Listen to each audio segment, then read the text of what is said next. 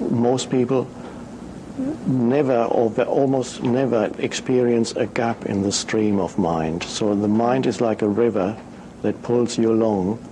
Imagine some demon builds a noise machine into your head and it doesn't have a switch off button. 여러분, 지나친 생각은 인생을 망친다는 걸 알고 계셨나요? 지나친 생각은 정말 인생에 아무 도움도 안 됩니다.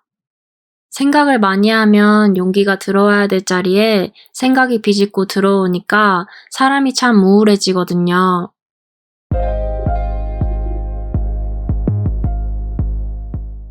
그럼 어떻게 생각을 멈출까요? 현대의 영적 지도자인 에크하르트톨레는 생각을 멈추는 방법과 자신의 깨달음의 여정을 말합니다. 함께 들어볼까요?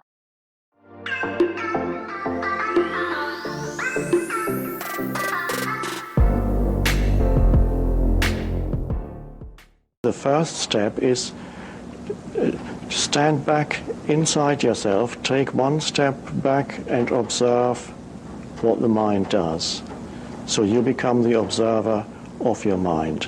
Now, in the flow of mind and witnessing your thoughts, is this without judgment, without editing it, saying, oh, I don't want to think that, Yes. or whatever? So it's done without judgment and without editing what the thought flow is. That's a very good point, because the moment you judge what you're observing, that's the mind again. Yes. So it's only when you're free of judgment and you're almost like a mirror that just shows you what the mind is doing. You're not taking any position and say, I like that or I don't like that. You allow the thoughts to be. So that's the first step. Now the next step is to consciously, occasionally, create little gaps in the stream of mind. That can start with a simple thing like taking one conscious breath. Just taking one conscious breath. Well, conscious breath means you're focusing your attention on the breathing. You observe how the air flows into your body and out of your body.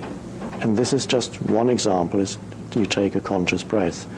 And use moments when the gap occurs naturally. For some people it happens when they go out into nature. You're surrounded by trees in the forest and you're suddenly overwhelmed by the beauty of nature. And when that happens, also for that moment, the mind stops and there's stillness. It can also happen for other people through physical exertion when they are engaged in some kind of physical activity, perhaps even jogging, although some people wear Walkman while they jog, so it can't happen then. But extreme physical exertion can sometimes also lead to mental stillness. So you can find it there. If you take consciousness away from thinking, what happens? You become very, very present in the here and now. Whereas if you're involved in thought activity, you're never in the here and now, because thought is always either in past or future. So here and now, the present moment, is really the key to that inner transformation. So whenever the mind becomes still, what happens simultaneously is you become present. And that in itself is a transformation of consciousness, that presence. 안녕하세요. 깨달은 자들입니다. 톨레는 저에게 현존하는 법을 알려준 참 고마운 분인데요. 이런 분이어도 저는 톨레가 하는 모든 말에 동의하진 않습니다. 제가 동의를 못하는 한 가지가 있는데요. 그건 영성은 믿음에 관한 게 아니라는 겁니다. True spirituality is beyond belief. It has nothing to do with changing your belief systems, because that just means changing the thoughts that you think. Spirituality means discovering that there is another dimension of consciousness in you, which we could call awareness.